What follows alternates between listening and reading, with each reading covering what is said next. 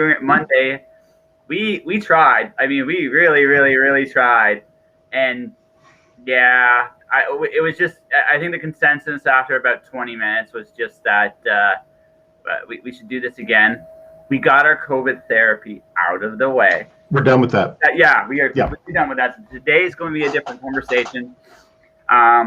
Which is the other thing too. I actually like this because JohnMavin, the man, is an amazing individual, and talking about his writing, his works, his video games. Because we got to talk about you building a video game because that's a very cool.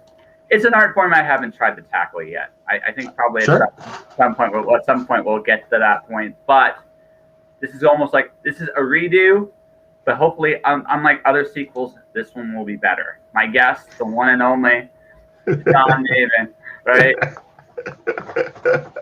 Hello and welcome. Yeah, well, hey, it's. I mean, I enjoyed the chat last time. Don't get me wrong, but it was just like, yeah. I mean, I just want. Let's make this a little happier than last time. I think. Not that the other chat wasn't good. I think we both needed it, but yeah. Let's pretend that life goes on, and so do we. And yeah, like you've been kind of doing your. So you've been in this time teaching again? Like was that a decision you just decided like, yeah, I better do this during this time, or was it just because of the fact that the books have taken longer than you thought they would? No, I've been teaching all along. I've been teaching, since 2010, 2011. And happy anniversary. Thank you. Here, cheers. Mm-hmm. I drink coffee, he drinks water. So yeah, it's water. Yeah, on it. It's water. Yeah, no, I've been teaching creative writing since 2011. Yeah, it's 2011. I don't think it's 2010. I think it's 2011. And used to teach at Capilano University. I've taught at Simon Fraser. I've taught at UBC. And I've also taught in the downtown east side. I've taught with a couple other programs as well, too. But lately, I've been trying to get away from teaching as much and try to do more writing. And then, so I really scaled back a lot of my teaching. And then, so I've been teaching only at SFU for the past couple of years. I actually enjoy SFU. I'm in an awkward spot. Like when I was like one of the things that when I was going to Vancouver was I was trying different things out. Yeah. What I realized is that I had the skill set a lot of these jobs were looking for, but I didn't have the magic piece of paper that came with it. Mm-hmm. And it's an awkward thing when you're trying to get into the writing program at Simon Fraser University. They're like, do you have credentials? Like in terms of like college, I have some. I've taken stuff, but I don't got a degree because I never really settled on what I wanted to do. And I kind of feel like when you go to college and university, if you do go to college and university, it's an investment of time and a lot of time and a lot of money. I love to learn, but I also just realized like Simon Fraser is one of the more reasonable schools in terms of prices out there. But you can spend years and like literally tens to hundreds of thousands of dollars for a skill set, which may and what I've often found when people that have gotten those pieces of paper is they very rarely end up. Now, that's not always the case, but in a lot of cases, they don't end up doing what they got their piece of paper for. I got a creative writing degree. What are you doing? Stunt man. I got an engineering program. What are you doing? Taxi. I mean, it's a very interesting economy. A full-fledged education system has, but I love to learn. I like taking classes. I like doing like little things, but I never got that magic piece of paper that says I'm educated. I just do things. I find that I rather just do things than whether I get the paper or not. It doesn't really matter to me. I've learned that it's just like I'd rather learn how pinball ties to physics in a really really fun ways. And like even just basic physics, I'd rather just see how it's done and figure it out for myself, learn it something really cool, and then move on to something else. Maybe I just have ADD when it comes to education. I don't know. Yeah.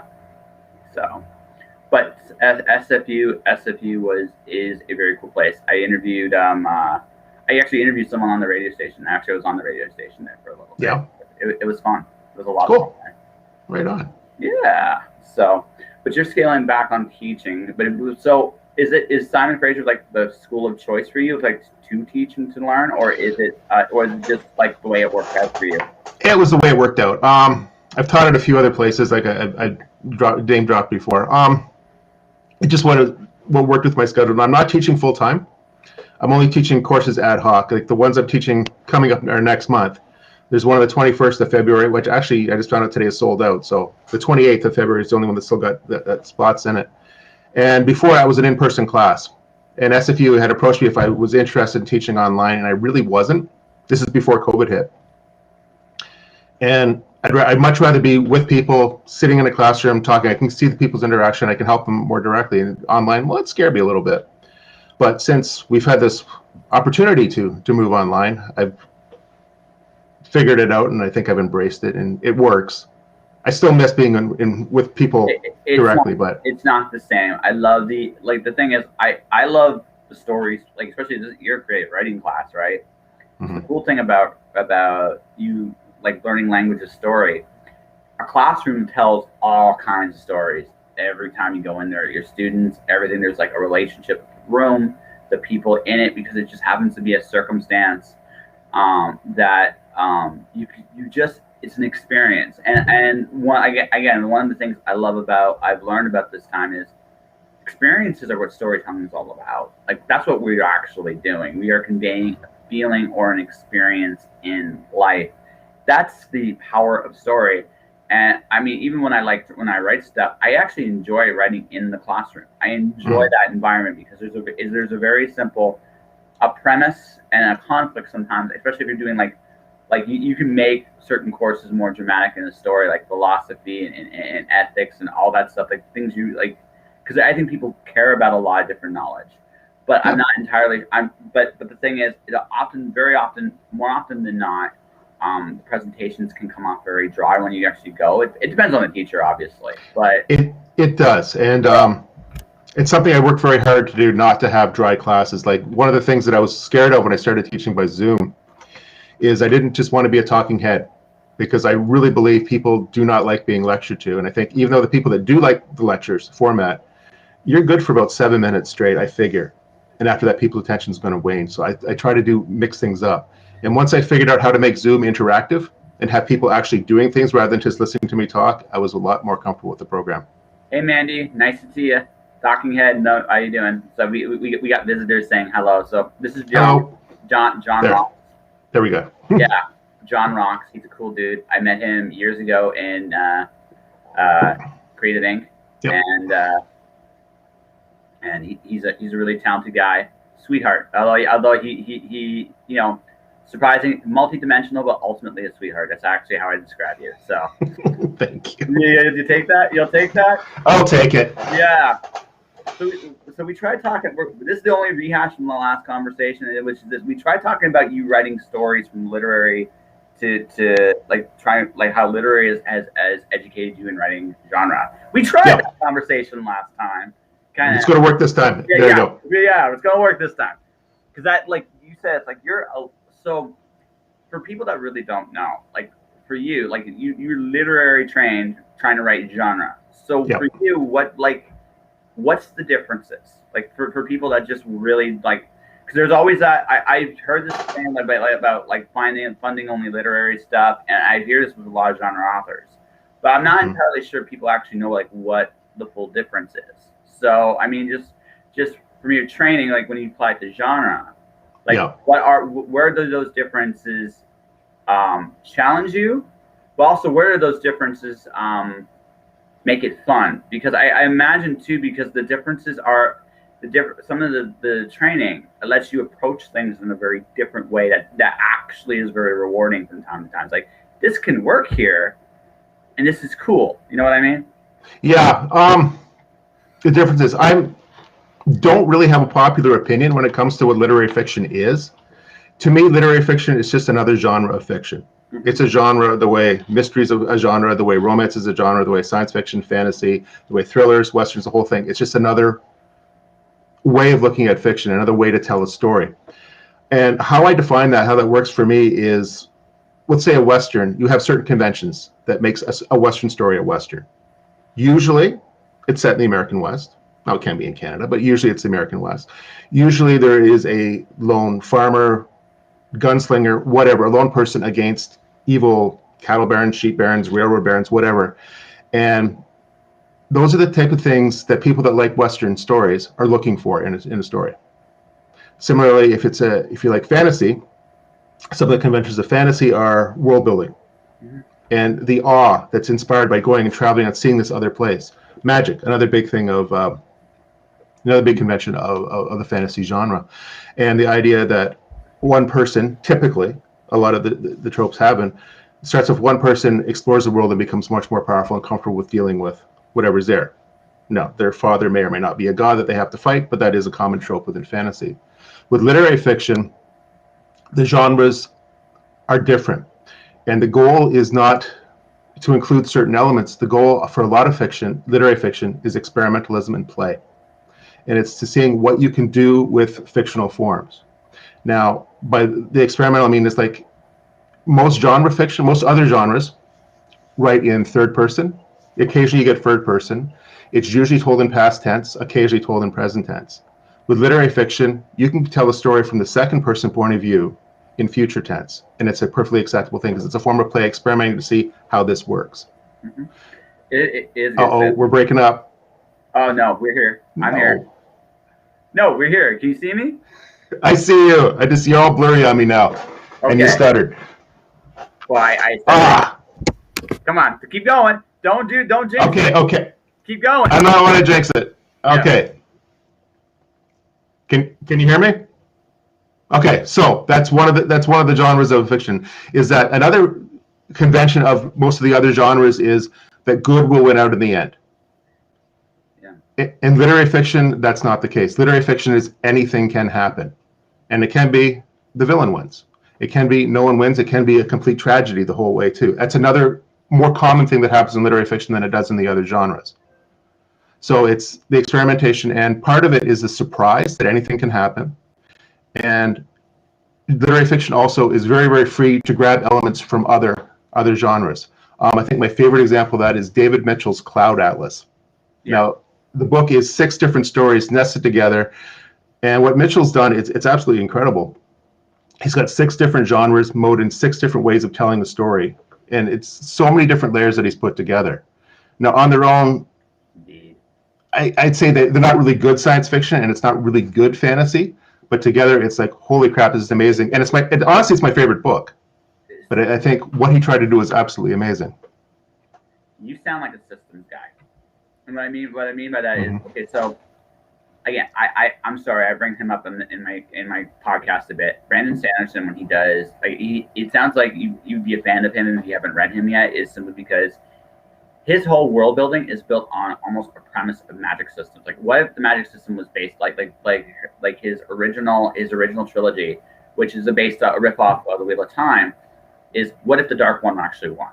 So the Mistborn trilogy is based on, but what if magic is based off the metals of the planet, and that metals allowed you to become a conduit for different abilities, and it creates a very interesting thing. And he uses the literary concepts of the bad guy wins right away, and in a way you do not anticipate. And some of the things he set up in book 1, holy, like one thing that I'm not going to spoil it. It's so good, I'm not even going to spoil it. But there's a payoff. There's a payoff in book 3, and you're like it made you realize when you fight the really big bad. Finally, the real big bad shows themselves, kind of, sort of. I think the coolest thing about that is it doesn't come from nowhere. He literally puts you in that position in the story from the very beginning, and it was just such a subtle piece of, like, that was my favorite part of that first trilogy. It was just he had that in his pocket the whole time, and when it comes out, you're like, oh, you're good. Oh, you're damn good, because I've talked about this in other podcasts. Expectations are what we play with. It doesn't matter what genre we play with or not. It's all about expectations. Sometimes you work in the fact that the genres often play within a certain expected. The challenge is when you tell a story in science fiction or fantasy or mystery or any of that stuff. The challenge is, can you twist it? The journey to get to the desired result is a surprise. More often than not, but the end result is something there's an expectation. Very rarely do they shift it the other way. They can. There are books that do a marvelous job of it, but as you point out, they're few and far between. So, I particularly, like I said, Sanderson's Mistborn series is something I particularly enjoy because it has a surprisingly literary thing, which leads to this. So when you're doing your fantasy, right, the anything can happen thing has to be so tempting for you. It is, and now you were touching before about expectations in different genres, and Sanderson definitely does play with it. Now, Sanderson is also probably trained literally as well too. He does have an MFA. Yeah, no, he is trained. Like he teaches it like at BYU. So I mean, it's not like yes, he does. Like he's very not like he knows what he's doing. Like when you watch how he constructs the story, and even his young adult stuff. Like my actual favorite stuff from Sanderson is something almost nobody has read. It's called Alcatraz versus the Evil Librarians. It's him at his most whimsical. And it's just him, like, honestly, it's almost like that's his jazz. That's his, so The Way of Kings is like his anthem, his big album. And Alcatraz is like his B-side or like his experimental. It's like Way of Kings is Tool. And Alcatraz is like one of Maynard Keynes' side projects, whether it's like Perfect Circle or something like that. It's just somewhere else where you can do a different style of writing, a different style of music. But it's like so you can experiment. And I actually favor that because I just even with my own. Listen, man, I figured out how to draw boobs last night on my drink and draw. Like I actually figured out how to do it. It's like so now I can do porn stashes and I can do boobs. And well, there you go. Yeah, there you go. So I have become more adult in my journeys as an artist. But what I found, okay, hold on, Andy. Yeah, you can ask the question before we continue the conversation. Knock yourself out. Ask your question. The joys of Twitch. Yeah. Waiting breathlessly here for the question. So you like Jeopardy theme? Actually, while we're waiting for the question, if you look over my shoulder, you see the books? Yeah. Move the other way. There's Elantris. There's Mistborn. There's Way of Kings. There's Word of Radiance. Yeah. No, he's great, right? He's incredibly prolific. Yeah. He's not my so I'm gonna say somebody else's praises really nicely. The person I've enjoyed the most in the last few years is Fonda Lee. I've loved. So for her, the thing I love about Fonda is, Fonda is very. If she ever listens to this, probably hear compliment. I love the fact that she has this she's like the best qualities of Ursula Le Guin, and okay, well, I'm going to finish my story, Mandy, then we're going to answer your question. Is that cool? All right.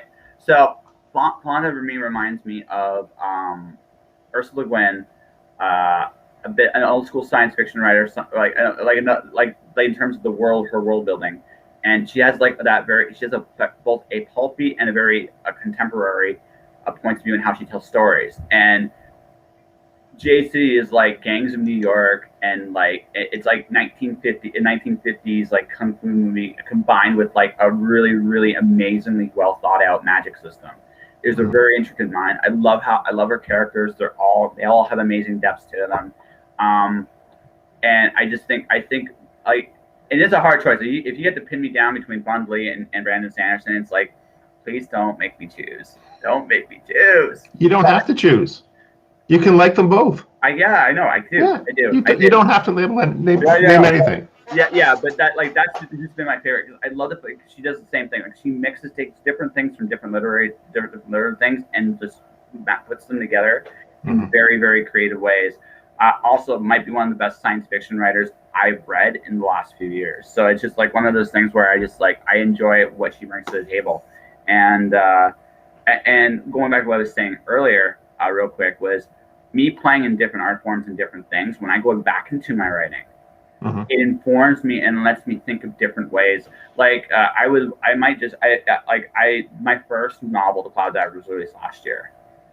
My second release is going to be so much better. And I already know this because of everything I learned from the first novel. But not only that, but all the different disciplines I do inform me with everything else. When I go back into it, it's like I can speak like 4 or 5 different languages and I can put them all together in creative ways. So are you, like, I imagine for you that's it's the same thing. It's like you can speak all these languages, and now you're just trying to create like that, whatever that beat or that musical note or that album like you're working on. Is that kind of like, is it like too much? You know too much, or it feels like there's too much sometimes, or just like you can do too much, or is it like, or is that the struggle, too much versus the story you want to tell? So actually, what I'm asking.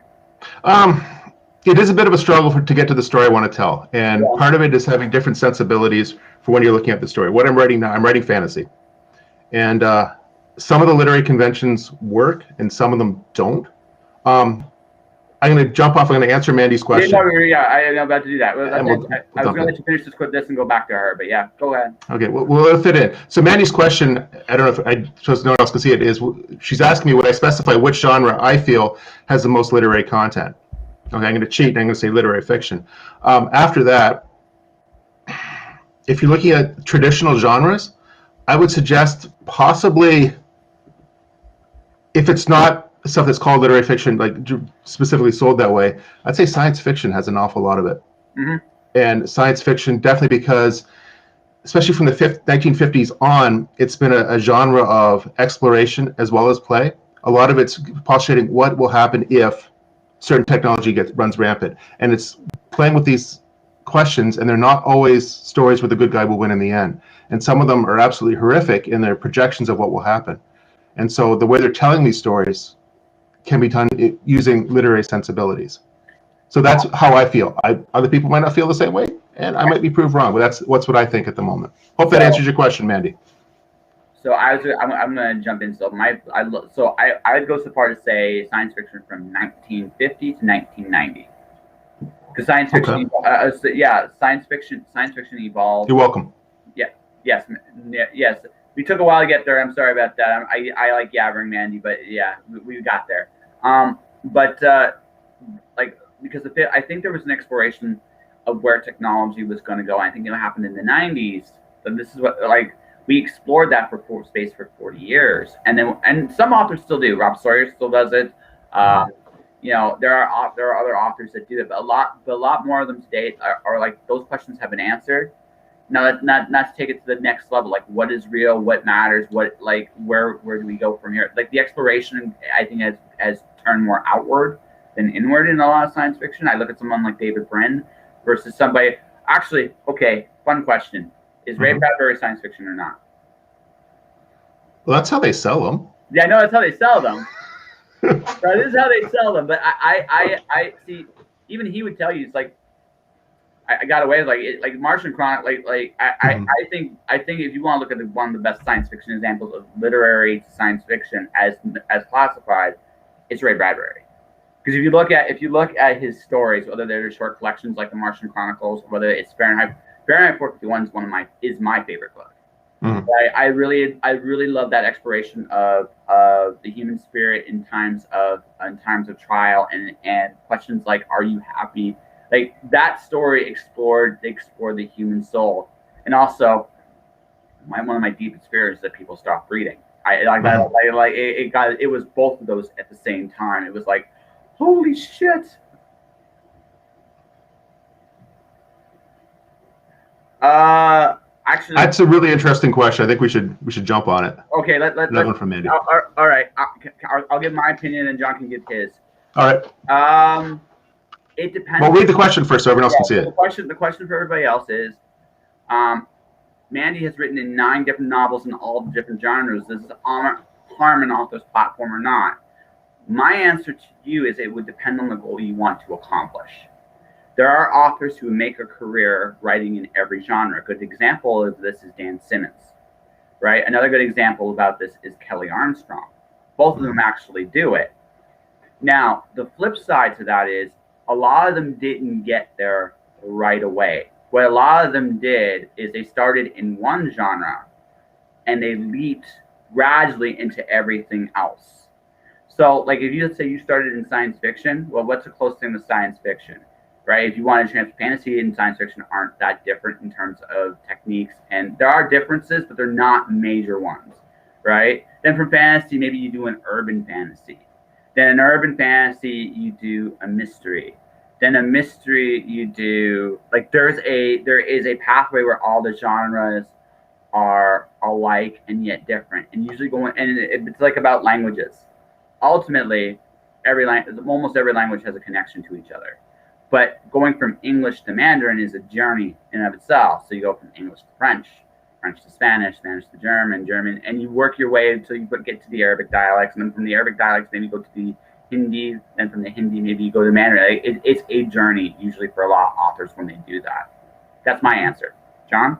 Okay, for me, writing in different genres, writing in different options, not a problem at all. Write what you want to write. Yeah. Your life's only so long. Do what you want to do. Does it harm your platform or not? That's an interesting question. It's one I've been struggling with myself.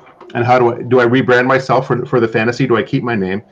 And I've been thinking my literary brand is so small that it's not going to really matter anyway. But I was listening to a podcast the other day. I listened to Writing Excuses. It's one of Brandon Sanderson's podcasts. And it was a really interesting one that he had Dave Farland on. Now, Dave Farland is a fantasy writer, but he's also a science fiction writer, and he writes under the name Dave Wolverton. And the interesting thing I'd never heard about until Dave was talking about this is Dave sells an awful lot in fantasy. Okay, and when he first started looking for an editor for this thing, he had only written a science fiction story. And the editors were saying, well, no, man, you can't write for fantasy because you only do science fiction. He says, okay, that's where the Dave Farland, Dave Wolverton names came out. And after he finished his fantasy book, he decided he wanted to write science fiction. And by that point, they're saying, well, no, you can't write science fiction. You're a fantasy author. So hence the double name.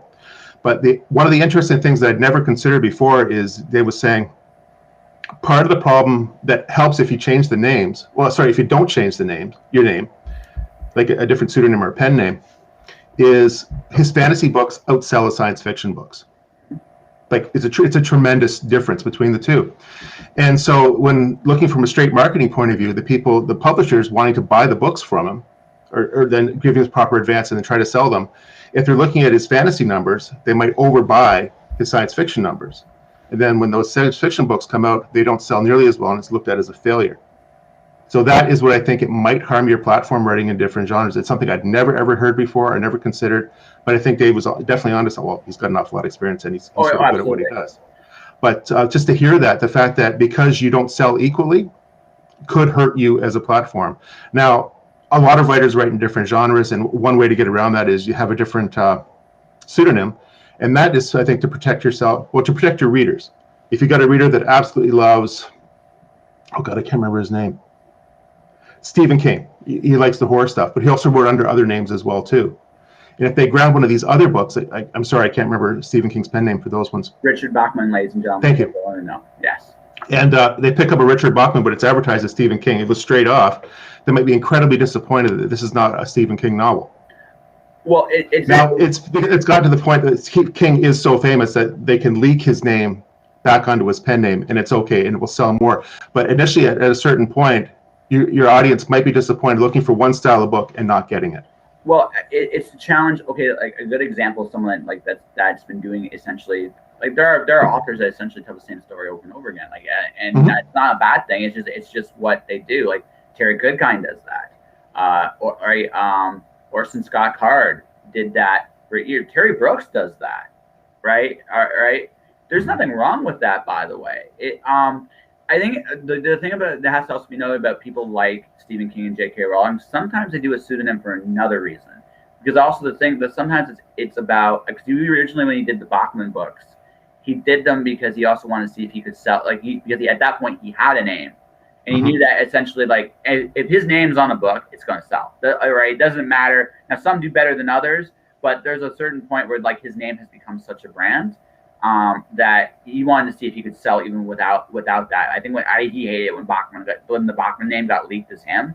He hated that because it's like, well, shit, why did I even bother, right? But the thing about there is, I mean, people do pseudonyms for different reasons. Yeah, well, there are definitely more than one reason. And the other challenge being a pseudonym, this is the other thing you got to consider too.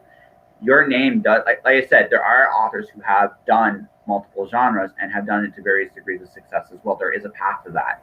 The disadvantage to a pseudonym is this: JohnMavin has a name. Now, Mavin's not a big name yet, but he's working on it. And as he becomes a bigger and bigger and bigger name, well, he goes to a pseudonym, right? Now he's got to rebuild a brand new name from scratch, right? There are disadvantages to that. Now, again, it depends too. Like he said, maybe he's so comfortable in fantasy that he's like, well, people are gonna buy this. I'm so known for this that maybe that young adult Harlequin romance is not going to be what my readers want. So he changes his name because it's just you know what? It also gives it the freedom that if it doesn't do well, it doesn't hurt him, right? So that there are pros and cons to the pseudonym concept. Like if you decide to do it, you're going to be building that name as maybe as much or more, right? It's almost like bands doing side projects. They do those side projects not with their bands because again, they don't want the name to get work. They don't want to risk the name, or maybe they want to challenge themselves not to have the name, right? And this is also where they can play. So I guess the other question there, Mandy, for you is, like with the different genre of books and different styles of things you're doing, do you want to build your name as someone that does different genres, or do you want to build in a genre specifically? I think that's also a very big question as well. Yeah. I think another thing that would help Mandy as well too, like having written 9 books in different genres. Wow, that's amazing. That's really cool. Just make it clear to your readers what genre it is. As long as it's clear on the book itself, hopefully your readers aren't going to be disappointed in what's going on, and will be able to, if they want to jump genres with you, absolutely cool. Yeah. I just think be clear for your reader. Don't try to hide anything. Is my advice for that. Yeah, no. Be true to the expectations you whatever you bring to the reader. Educate them on the expectations, because if you do that, they may not buy the book, but at the same token, they'll appreciate you being upfront with it. And hey, we all have hits, and we all have books that do better than others, right? That's just how it goes, right? So. Yeah, ultimately, just respect your reader.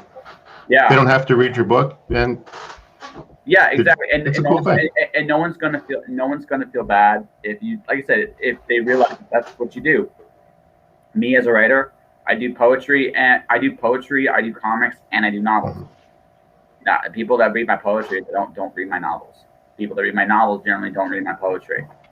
I don't personally. I made the decision. Also, I have just like my name. I don't think I'd be comfortable in a pseudonym. Like I am Joshua Pentalaresca. Could you see me as anybody else? Like, could you really? No, but I know you a little bit. So yeah. Yeah, exactly. Well, I've had this name for like for me, like Pentalaresco is such a distinctive name. I don't, right? I couldn't do one of those like you got one of those cool names. Like JohnMavin is like one of those 3-syllable names. So if you look at it depending on the genre, like there's Jonas Saul, there's Devin Kane, and then you're like John. It's almost musical. Mine is like this big. Bleh! It's like I have seen this name before. Holy crap, that name is big. What the hell is he? What the hell is that? And it's like it's my name, and there's nothing like it. You're never gonna make it. So I'd have to come up with like some crazy spelling of some to just If you do, make it short though, so signing becomes easy. Like go for a 3-letter name, and then 3-letter name. So it's like maybe Gates. Like let's see, Tron. I would just Tron. I could go with just Tron. Let's go 1 syllable. Okay, that's 4 though. So that's making it. Okay, let's see Trey. Yeah. I could do Trey. I could do Ted. Ted works, right? Ted totally works. How about no, Joe is just too no. I wouldn't go with Joe. Vin. No. No, it's been taken. Yeah, so's Ted too. And they're better than I am. So no, I can't do that. Let's see. Steve. No, I can't do Steve. One syllable names is actually hard. I like Tron. I'm gonna go with Tron. Oh, there you go. Then you're all set. I'm Tron. That's my secret name.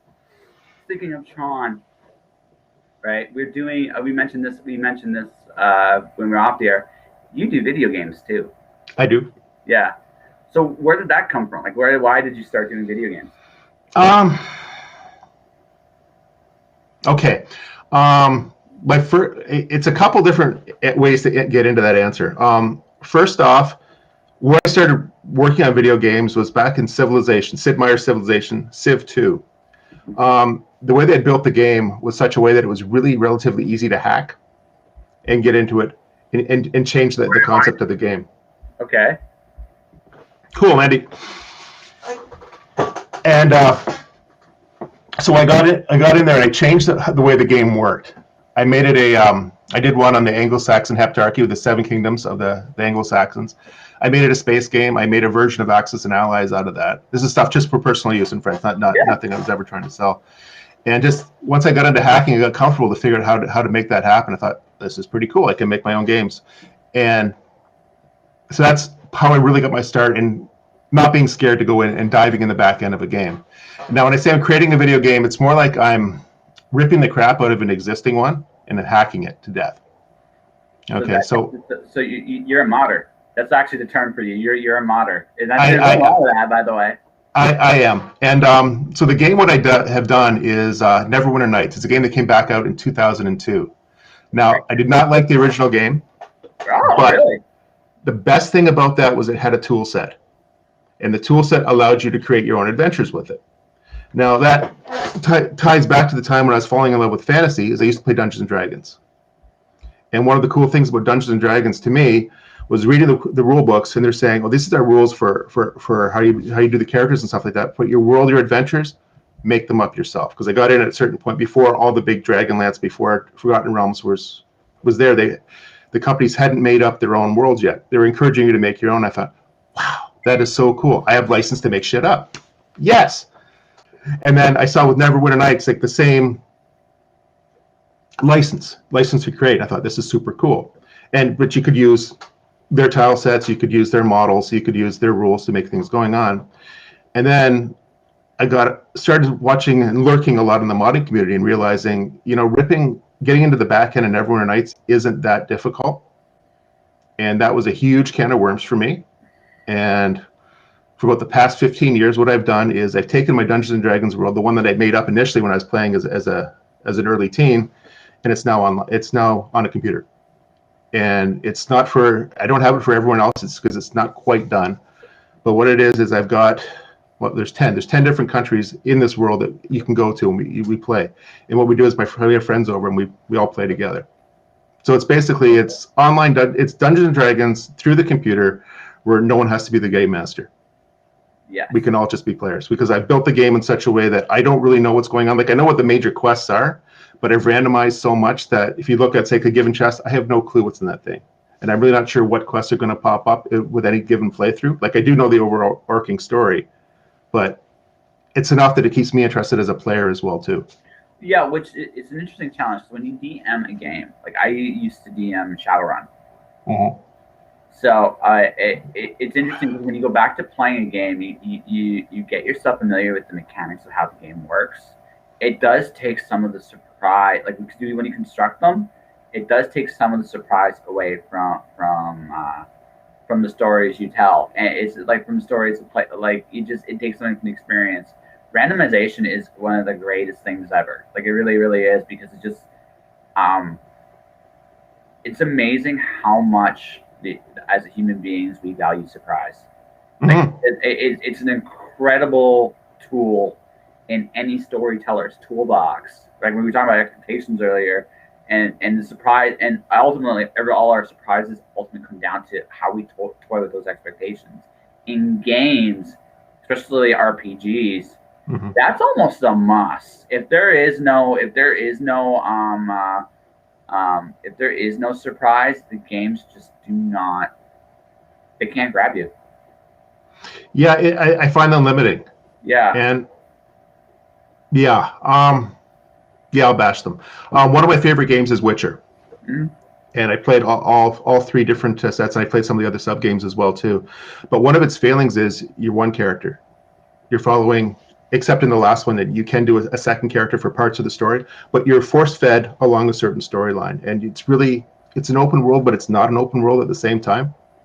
And I think it's a limitation of the game that it would be cool to be able to have that world, but do anything. Like as in, like comparing that to Skyrim, which is an older game, it was open concept. Yes, there was a certain story, but you didn't have to play it. And there's enough mods out there that you can do completely different stories within that. But you're not tied to being a certain type of character. You can focus on different attributes to Ooh. focus on magic. You can focus on archery. You can focus on being a So, tank. So it's like whatever you want to do. Witcher, you can't quite do it as much. But the richness and the detail of the world, because it's following Sapkowski's books, fairly well. yes. Not exactly, but fairly well. Yeah. And it's beautiful. I'd love to see a marriage of the two. But one of the failings I see in both of those games is they're single person games. I'd like to see something detailed and rich that's multiplayer. Hmm. So video games is a trickier one for me because on that end it's tricky because for me it depends on the game. It depends on okay. So some games are amazing, have amazing like you can do whatever you want concepts. I think Mm-hmm. my favorite, probably one of the best early examples of that, and pre all the open world fantasies, Grand Theft Auto. Believe it or not, Mm-hmm. not playing the actual game is far more entertaining than playing the game itself. Honestly, Mm-hmm. the only reason you play the game is to open the world map up. That's the only reason. And you can still. I did this. I figured out how to hack into all the other cities in Grand Yeah. Theft Auto. You just steal the train. It's actually one of the most amazing little things they left in the game. It's like, can you rob the train? Holy shit, you can rob the train. Right? And I took it to the next city because it's like, oh my, like, that's like, and you don't live very long because you're a very wanted man. You just stole a train and you took it to another place. I mean Mm-hmm. that's frowned upon, but the idea that you can do that still is incredible. Um, but so I do get like why people like. I think if it's really well developed, um, it can be an incredible thing. There are one of my favorite games though is Final Fantasy 13. Mm-hmm. Now, right now, here's the thing about 13. For the majority of the game, you are force fed. But here's the thing about that game: the story dictates that because it's just Mm-hmm. what you're fighting. You're being led to a path until you get to a certain point in the game, and at a certain point in the game, you get to like it's 13 chapters. You have to play to chapter 11. Now, the other chapters are very short. Chapter 11 is the one where you can do. There are quests galore. There's all kinds of stuff. Mm-hmm. You don't have to follow the straight and narrow path anymore. I recommend you do until you get your experience up on your characters. But once you get your experience up, you don't have to go to the next place right away. You can go back. You can go explore. You can go see different things, do different things. You can grow different things up, all the way up in such a way that you can do so many amazing things in that moment in time. Now, eventually, you go forward in the game again, but there's another point where you get to come back here, and the game's incredibly deep in those two Mm-hmm. pockets. Like there's a lot you can do, explore, see, but the nature of the game requires you go down a certain path. It fits the story perfectly. Mm-hmm. That said, I understood why people hated that. I liked it because it was the story being told that got me there. It made a lot of sense. Um, Skyrim definitely though I will say though too what you're saying. Skyrim definitely opened like Skyrim. There's another one. What's it called? I want to say Hero of Ages, but that's not what it's called. Dragon Age. Dragon Age is Mm-hmm. something very very similar to Skyrim. Like that kind of game has taken off a lot more. Um, I think games are interesting because interaction is the language. I say interaction is the true language of games, not necessarily the story you're telling, but the interactions you create in the games. And that's where the storytelling in games is. And so there has to be a point where there's a fine balance between what the player is can be experienced, and the surprises work differently there. Is what I think. It's not about telling stories so much, although that's important. It's about what can I do in this situation, right? Where can I go? What can I see? How can I do it? And does it fit with the expectations I have here, right? And it's still an expectation. You're still playing with expectations, but I think the thing about games, that interactive dimension that games add to it, it forces game designers, like really AAA studios and all that stuff, they have to take into account. Well, what if the player wants to steal a train to go to the other city? Well, we'll kill them. We'll penalize them. Yeah, but what if they still want to do it? Let them. You have to have that somewhere in the game at some point. Somewhere. Yeah, I think that's absolutely awesome. And one of the things that I do like playing, especially the game that I made myself, is I can make my own story as I go. Mm-hmm. And if I want to play it like that as a tank, I can do that. If I want to play as a magic user, if I want to play as a priest, if I want to play as a rogue, I can play any different way. And it's just the replayability with different stories created in the same world. That's one of the things I absolutely love about video games, which got me into modding in the whole thing. Yeah. So that's one of the things that I like playing. Yeah. So what's your favorite games right now? When you do play games besides your own? Besides my own, okay. If you look at my Steam account, you're going to see over 900 hours in Skyrim. Oh, so Skyrim's your jam. Okay. Yeah, over 700 on Witcher and climbing. And Civilization, where did I think I stopped? 5, I think I stopped. Maybe it was 4. Probably in the 300 to 400s. Everything else is minuscule compared to that. I'm gonna make a recommendation when it does come out, because I think you'd enjoy the world. You have plenty you can do. There's a lot of freedom in the game, although getting everything in one playthrough is very difficult. Have you tried any of the Persona games? No, I haven't. Okay, so you want world building? Okay, so they combined an RPG with The Sims. It's really good. Like, it's really, really, really, really good. All right. So here's the thing: you are just one character, but the thing is, your character is the ultimate mod. You can basically, your character is what they call in the game a wild card, like literally a joker in the deck. Ironically enough, in Persona 5, the main character's codename is Joker. So it's one of those. It fits perfectly, and again, there's a lot of world building. The music is amazing. The characters written around your main character, incredibly deep. All the characters are incredibly nuanced. You can get 4 on Steam right now. 4 is a good game, but it's the Scooby-Doo game. That's because it's very much like, if you like, it's small town Japan. Similar. They all have a similar build in terms of how the game is played. But the first hour or so, they explain to you how to play the game. It sounds like a lot of time. But once you're in, it's in. So Persona 4 is a murder mystery RPG. You're trying to catch a killer, and it kills people in a very unusual way. And it's an interesting exploration of Jungian. It's a Jungian psychology and mythology combined with The Sims. It's a really incredible system you can actually explore and do. So, like, if you want something where you can mod, that's the mod game. It is the ultimate mod RPG. It's one of my favorites. I love that.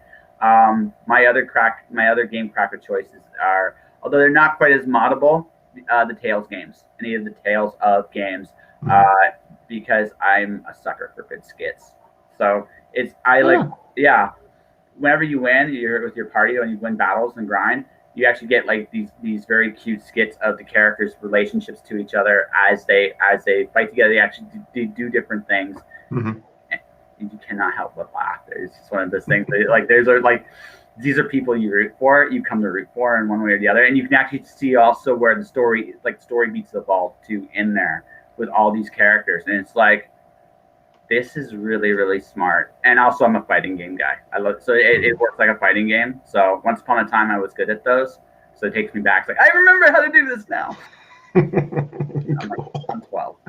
Yeah. We did talk about the fact that I drew boobies and porn stashes. So I mean, that's probably. I mean, that my We did maturity open with level, that. yeah, Yeah. my maturity level hasn't really changed that much since I was a kid. So and that's going back now to your story stuff. Sure. So you think you're gonna release you think you're gonna get the release of the first one this year? No, my goal is to get other people to look at it this year. Okay. Yeah, it's big, and I'm working through. I don't know. I think I'm on the 7th or 8th draft right now on this thing. It's around 600 pages, and I want to trim it down. And I'm just trying to get the story cohesive. So that would be what? It's around 120,000 words. Yeah, that's a big boy. That is a big boy. I can't write that big yet. I love the 50, 60,000 word range. But then again, I told you my favorite writer is Bradbury. So if you actually understand that, it's like, yep, yeah, I love that stuff. Like I think, yeah, you can say a lot. Like fantasy's neat. It's one of the few genres where it's almost like bigger is better. Almost. Depends on the book. Sometimes they're too big. Yeah. Now we talked about Sanderson earlier, and I'll admit to you, sometimes Sanderson's books, especially like Way of Kings, Words of Radiance, they daunt me. They're just so bloody long, and I'm thinking, especially because I used to do the Goodreads challenge every year. I stopped that last year, and I'm not doing it anymore because I just don't like the pressure. But of having to get a certain number of books done, like I'll still read, but I just don't want to be putting a promise that I feel that I've got to work towards. But I'd look at Sanderson's books going, yeah, it's over 1,000 pages. You know how slow that's going to make me? Yeah, screw that. So I keep putting them off because of that. It's interesting because I found. But then again, I get into if it's as long as it's a really good story, I could really care less of the length, and I like them long if it's a good story. If it's something that's going to grab me, keep my attention focused in there, something that's going to make me stay up to 3 o'clock in the morning, something that makes me want to read again. That's what I want to read. Well, yeah, everyone wants to read those. They're such joys to read. I find like actually my problem with those, it's not that I'm reading them, it's that I start them. Because here's the thing, like you're committing. It's like, how quickly can I read that? And the answer is very quickly. Like it feels very quickly. In reality, 12 hours, 13 hours have gone by. It's like, where are you? 300. Oh God, I'm going to be doing this for another 2 or 3 days. Am I okay with this? Yes, I'm okay with this. And then afterwards, that's good. Yeah, but afterwards, life comes back. Hey, listen, you got those bills you got to pay, those other things you got to do. Yeah, life gets rude that way. Yeah. Damn that life. I mean, why can't every moment be recess? You know what? That's the one thing I have come to the conclusion that is the solution to all our COVID problems. Recess. Okay. Yeah. Here's why. We weren't going to talk COVID, but I want to hear this. Yeah. We're not going to talk not disease, but here's the solution. See, everybody's getting cooped up and going crazy, right? Well, see, when we did that, and when we were kids, our solution was we go outside, we would kill each other for 15 minutes and scream like a bloody maniac, and then go back inside and feel better, right? We get it all out of our system. So the solution when this is over, I vote that we should have not 15. Fuck this whole 15-minute break bullshit. Fuck that. Right? We just call it recess. We literally get all the craziest toys we can. Right? We can have adult stuff to like places for people to like just do the other things, but we have recess. You want to read? Go read. You want to go swing on the sword? You want to play tetherball? You want to just jump up and down and scream and on trampoline? I like just get it all out. I think one of the things I think I've recognized that a lot of adults have been taught how to do is we have all these like being able to handle feelings and different emotions and stability is a healthy thing. But there's also a point where I think there's a way of constructively letting it out. And something I've just recognized is a lot of us don't know how to do that. Right? That's sad. Yeah. That's very sad. Yeah, and maybe that seems like a strange observation, but that's just my. I feel like we get these feelings and we don't always know what to do with them the right way, and that's why like that was why like metal shows were great. That's why like a lot of these different things where we interact and just let all these things out because it was healthy. It was catharsis, and I'm thinking going forward. I honestly think like looking back. Like something like a legitimate excuse to do a recess, even no matter how old you are, because again, one thing I've also learned about the human person, no matter how old we are all still children on some level or another. And the fact of the matter is that that inner child needs to come out and play for all of us to be healthy. I'd agree with that. Yeah. So let's not try to make ourselves adults. Just everybody recess for all. That would be a great thing. You go out, you scream it out, get it all out of your system, come back in, done. All that stuff's out. I feel good. I don't have to avoid my problems. I let them out in some healthy space. That's what that would be neat. Yeah. Do you like my solution? Is that a good solution? I hope so. I'm nervous by it because it's defining when we're done. I've also been hearing people starting to talk about other past pandemics and people's behavior after them.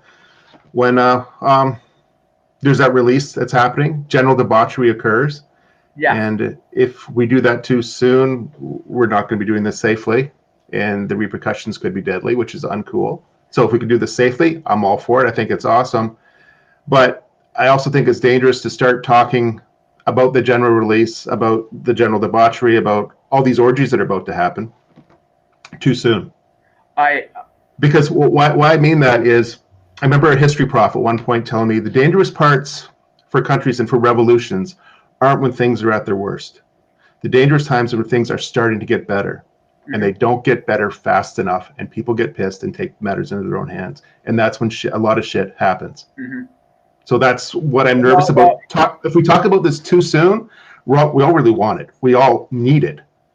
But if we still can't do it, and we're starting to see all these things that are blocking us, even though we see we're getting better but not enough, that part scares me. Okay. No, I get. It's a tricky balancing act. It is, and I just want to clarify too that if you have petitions signing up for recess, I will sign that. Yeah, no, totally, no. I totally like the idea. No, the reason. No, okay, so let's approach this on two fronts. Okay. The front you're proposing. You're right. When things start to get better, it's dangerous. Because you're right. Because hope is a very powerful thing, and the last thing. Two things. If you kill hope, there's two parts to this. If you kill it completely, people are just going to end it anyway. Because at that point, what do I have to worry? Like if there's no hope, it's over anyway. It's done. People are just going to say fuck it. On the flip side, so you need some hope for things to go. So I think talking about coming back is not entirely a bad thing. To your point, saying when, how, I think it's going to be this year personally, but I could be wrong. It could be another year. Right? It really could be. I know, absolutely. Here's the flip side. Here's the flip side, though. I North America. We're not even going to talk about the United States. Fuck the United States. That's such a cluster that's not even worth mentioning. Okay, so north of America then. Yeah, no, north of America. Yeah. Okay. We, as a country, I think we failed to be consistent about this, and because we failed to be so consistent about this, it has created the hostility that's there. If we had been more consistent on how we did things in terms of schools, in terms of how our leaders have behaved, in terms of that really fine economic, like letting a lot of small businesses we let fall by the wayside the way that we did. If we had been more consistent about more integrity with how we treated our leaders treated this time, there'd be a lot less hostility. I would agree with that. Yeah. Consistency and setting expectations, I think, are very important things for people. Yeah. And so that's the thing. I feel so. That's the thing. Like looking back, when we look back on this, right? I'm not sure we're ever going to do it this way ever again, right? Because I think the honest answer if Canada's being very honest with itself, we did not do a great job. Mm-hmm. We failed our people, we failed our teachers, we failed our students, we failed our children, we failed our small businesses. We didn't have to do it the way we did it, but we did it this way anyway. And if we had been consistent at the very beginning, right? If we had been a lot more consistent like Japan was, we'd been more consistent like New Zealand was, right? We would have, there still would have been the angst to some degree, right? Oh, I agree, Manny, it never does. And Mandy said the human race never learns from history. Yeah. Yes, yeah, it never does. But I look at a lot of the hostility that was created, even with the anti-mask stuff. A lot of that came from our government. It's because of how they followed with the expectations that were created. So that to the point that to be perfectly honest, I have no idea how serious this is, because I don't have any example to go by. Yeah, reminds me of one of my favorite Facebook memes about this, and then we should probably get off COVID. No, we're getting off that. But just as like, this is us, how we behaved in an apocalypse on the easy settings. Yes. And we failed. Mm-hmm. Yeah. Yeah, we did. So hopefully we don't get the zombie apocalypse on a harder setting, because the zombie apocalypse on a harder setting. Yeah. Well, yay. Enough. All right. Done. Right. Yeah. Recess is cool though. We agree on that. Recess. I like recess. I love recess. I think there should be definitely more recess in the world, and naps. Yeah. No. Well, naps happen anyway. You get old. It's funny though. That they just happen. Screw it. Yeah, they're not always voluntary. I get that. Yeah. Well. I recognize something very, very important with when we were kids, we napped. And at some point, we were like, we're going to stop nap. That's one mistake, kids, naps rule. They really, really, really do. Like, just like a 1 hour or 2 hour afternoon thing, those are great. You come back, you feel like, I can take on the whole world again. And it's phenomenal and fantastic, right? No, naps are great. Like naps, chocolate, ice cream. So one of the things, I did this with Bill Malice last night. When we do travel again, I'm going to be right. Yeah, exactly. They all did nap in Italy in the middle of the day. See, because again, they recognize the importance. Like, light doesn't need to go 3,000 miles an hour. Actually, that's the one that I hope sticks too. It doesn't need to go 3,000 miles an hour. But the thing is, right? I look at the fact that one of the things, like hope is a good thing. There's a giant pizza-sized chocolate chip cookie with my name on it in Florida. When this is over, me and Bill Maz are going to make a giant chocolate chip cookie. Right on. Pizza-sized, and we're going to film this thing. And probably while we're both drawing, he draws Pretty Women better than I do. But I mean, still, the idea is great. Drawing. And stick to the mustaches then. Yeah. Stick to Actually, no. Draw whatever you want. Who cares if it's good or not? Yeah. If I make a Lego porn stash print with boobs, would you want it? I'm not sure, but I'd love to look at it. I can appreciate something without possessing something. That's true. Yeah. Okay. No. I listen. I've been making this promise up. Rachel, my sister, it's coming for you. It's coming for you. Yeah. But if you can't torture your family, who can you torture? Right? I mean, that's just the way it is. Actually, yeah. I know we mentioned this. Like you had. So, were you a sibling? Like, do you have siblings? And were you the oldest? So, yeah, if you do, oldest, middle, youngest. Okay, I have a sibling. I found out that I had a sibling 8 years ago is when I found out. Oh, okay. So I grew up as an only child. I had no knowledge of my sibling whatsoever until the day after my mother died is when I found out. Okay. So just only child. So I can't do that. Yeah, that's a story, Mandy, on my very first interview with John. You should actually listen to it. It's on my YouTube channel. It's actually one of my favorite interviews because it showed just how much of an amazing human being he was, just the range of what he does. Really, still one of my favorite interviews I've ever done. I mean, I really, honestly, it's one of my favorite interviews I've ever done. So,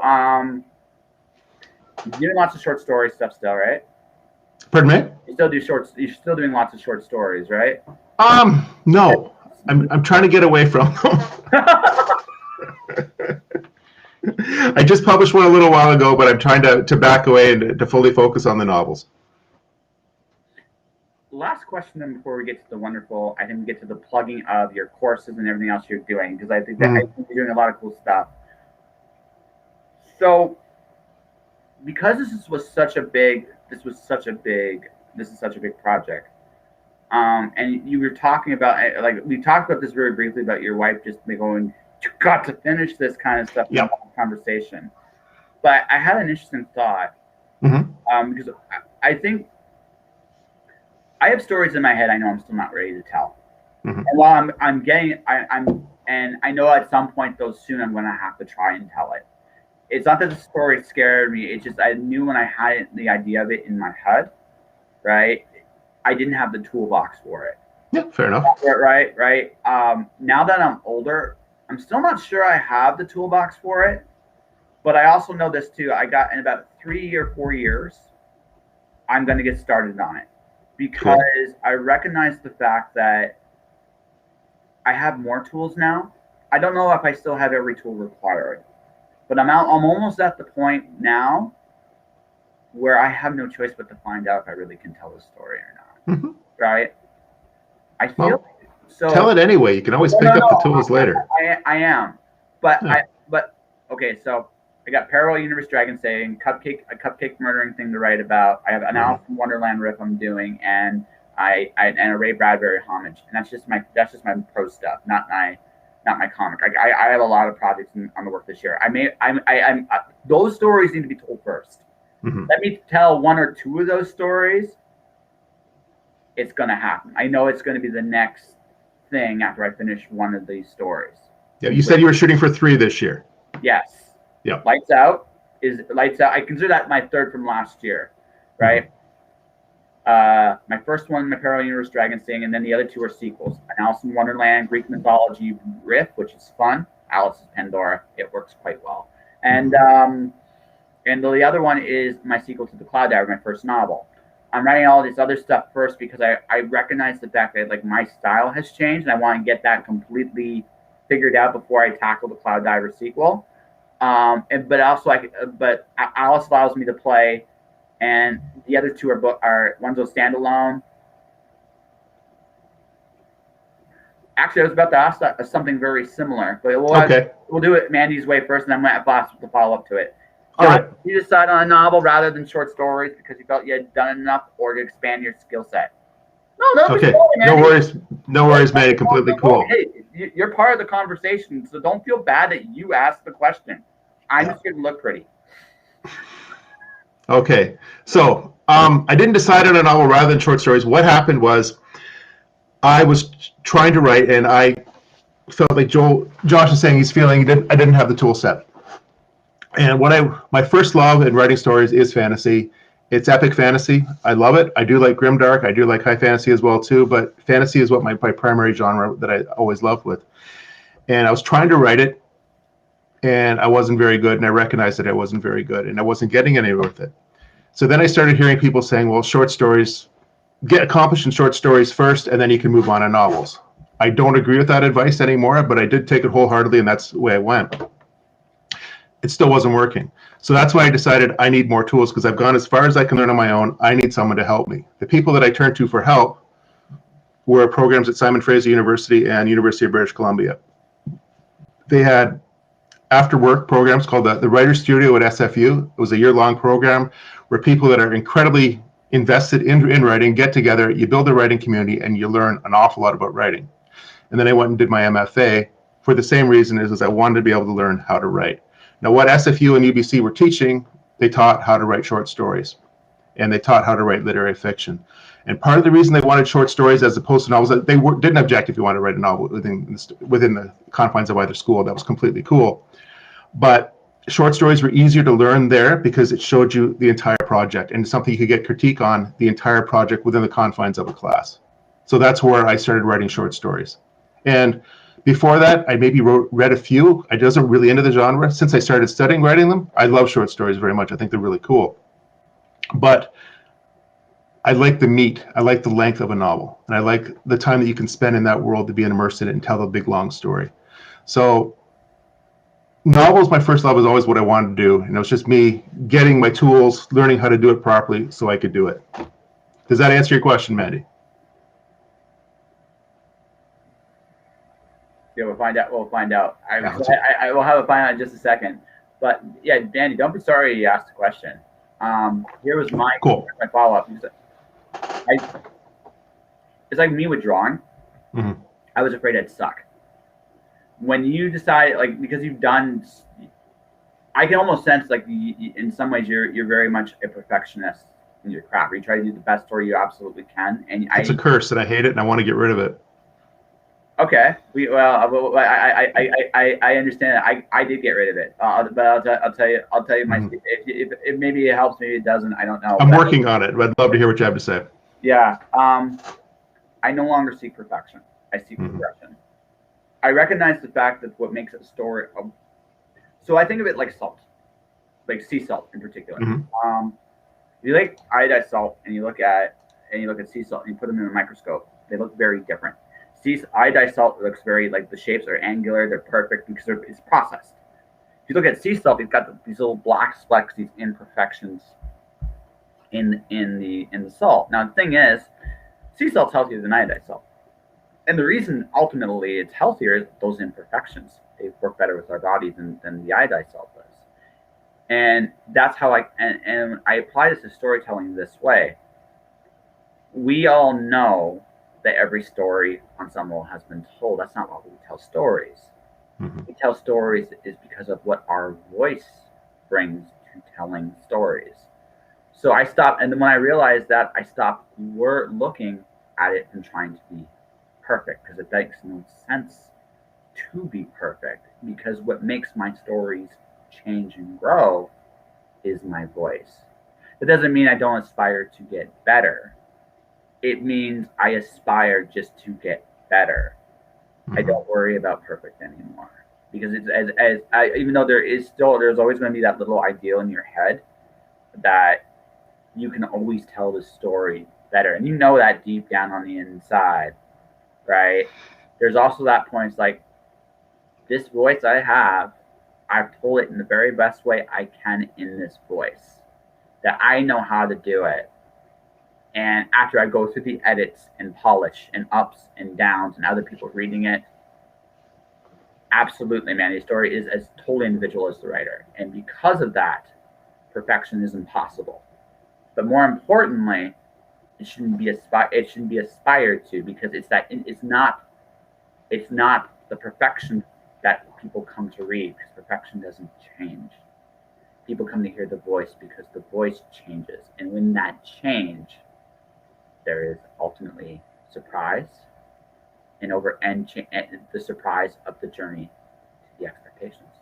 Mm-hmm. Does that make sense? Does to me. Yeah. Right. That's why I've been able to get rid of perfection. That doesn't mean everything. It doesn't mean my shit don't stink. Of course, my shit, right? But it does mean though that I no longer hang up that it's exactly right. In fact, sometimes you put a flaw in on purpose because it's hilarious. But that's me. I'm evil that way. But going back to something awesome. Yes, it's good that your readers recognize your voice. If you got that, Mandy, that wouldn't really worry about your genre. The genre, the voice is ultimately. At the end of the day, it's your voice that people are coming for, one way or the other. As we said, just make sure they know what to expect walking in. Yeah, always be clear. Always respect them. Yeah, that's it. So here's my final question for you. All right. Okay, is that perfectionist streak? Because I had a feeling that was a big part of this. Are you, with a story like this, because you want to tell it so badly, do you have a similar fear like I had with drawing, right? Is that, what if I suck? No, I don't have that fear anymore. No. Going through the amount of school that I went through, yeah, I don't have the fear of that anymore. No. No. When I got my acceptance letter to get into UBC for the MFA program, it's MFA stands for Master of Fine Arts. That put away all my fears about I'm not good enough. It's like, here's a school, the best in Canada at the time is saying that I'm good enough to get in, me and 20 people that year, or 22, I think was the total. I'm happy with that. I'm rationalized. I'm justified. Whew. Okay. Let's take that worry off the table. It's gone now. Excellent. So yeah, I got a bit of arrogance from that one, but it's also the comfort. The comfort was absolutely fantastic to recognize that. Yeah. Whew. Yeah. Accomplishment is a beautiful solve is one of the best solves for inadequacy. I speak from experience there. Yeah, and that acceptance letter was like just happened just before the biggest happy dance of my life. Yes. Yeah, it was like yes. You know what? That's actually a fantastic way to end this. Okay. Actually, this is a fantastic way because that's an accomplishment, man. I mean, I'll always be proud of that. That's an amazing thing, and I hope it carries you where you want to go. Now, that all said, I do hope to read this story at some point. I hope Me too. Yeah, I hope so. I mean, share it because, like, yeah, I've read it many, many times. Yeah, yes, that'd be great. I can't wait. It sounds like you're putting your heart and soul into it. Like I said, so I wish you nothing but the best on that. So thank you. Oh, thank you, Mandy. I enjoyed doing. This is why I love doing these interviews because thanks, Mandy. Yeah, because people like John are awesome, and as you are so good for me to go. Yeah, well, because at least this time we could actually have a full and wonderful conversation. There was that one little time at the beginning where we were a little stuttering, but whew. Yeah. No, John is amazing. You should definitely check out Rage. But we are going to talk about Rage because that's been a bit. It's been out for a bit. But I'm really going to talk about is what's coming up with Mr. John going forward. Okay, coming up. Okay, I want to plug this because I'm. It's not coming up, but it came out a little while ago. My latest story is called Restraint. It's in the October issue of Speculative North, and it's about a werewolf really desperately trying to keep her shit together. With the caveat that adult content warning on this thing, it gets us some pretty icky territory. So I'm hoping that's an enticement, but it's also trying to be respectful about it. And I also believe if you go to Speculative North's website and sign up for their newsletter, you can get that issue that has that story for free, so you don't even have to pay for it. But so that's one thing. So that's what I want to plug. And if you read it, if you like it, or if you think it's okay, or if you don't like it, a review would be awesome. That's right. Okay, so there's the plug for that. Things coming up. It's February. I'm going to be teaching 2 sessions via Zoom, so anyone in the world is invited to join in on writing short stories. I'm teaching it through SFU, their continuing studies program. I've been told, I got told this morning that the February 21st class is full. There are no more spots left, but there are spots still left for February 28th. So if you want to come, check out my website, which is www.JohnMavin.com. Has all the details on what the course is about. If it looks interesting to you, love to see you then. All right. And that is it for this weekend, ladies and gentlemen. Next week, I have a really fun lineup of guests coming up. Brad Anderson, JD Estrada, Nydia Raquel. And I have and my 500th episode is next week. It's a drink and draw with William K. Holland. We're doing the last Ronin of Teenage Mutant Ninja Turtles. I cannot think of a better way to do my 500th episode than drawing Ninja Turtles. It's a really, really talented dude from the U.S. It's been a great ride. But I want to thank John because John is literally one of my favorite guests. We've had some we've had some fun interviews in the past, and I'm looking forward to doing this again in about a year and a bit when he's like, I'm ready to do it. Yeah, I'm ready to do it. I got my book. Yeah, hopefully at that point I'll be saying, please buy my book. Holding my hands up there. There'll be a book in my hands next time I'm doing that. You know what? Promise? You want to do that? I hope so. Yes. Okay. Like I say, I want this book to get out to editors by the end of this year. So. Yeah. So. Hopefully. All right. On that note, guys, if you want to support this channel, hit the subscribe, the follow button on my Twitch, twitch.tv/JoshingPodcast. My YouTube channel is Joshua Pantellaresco. Hit the subscribe button there. Stay inspired. Keep shining in the dark, and I'll see you guys next week. All right. Take care. Goodbye.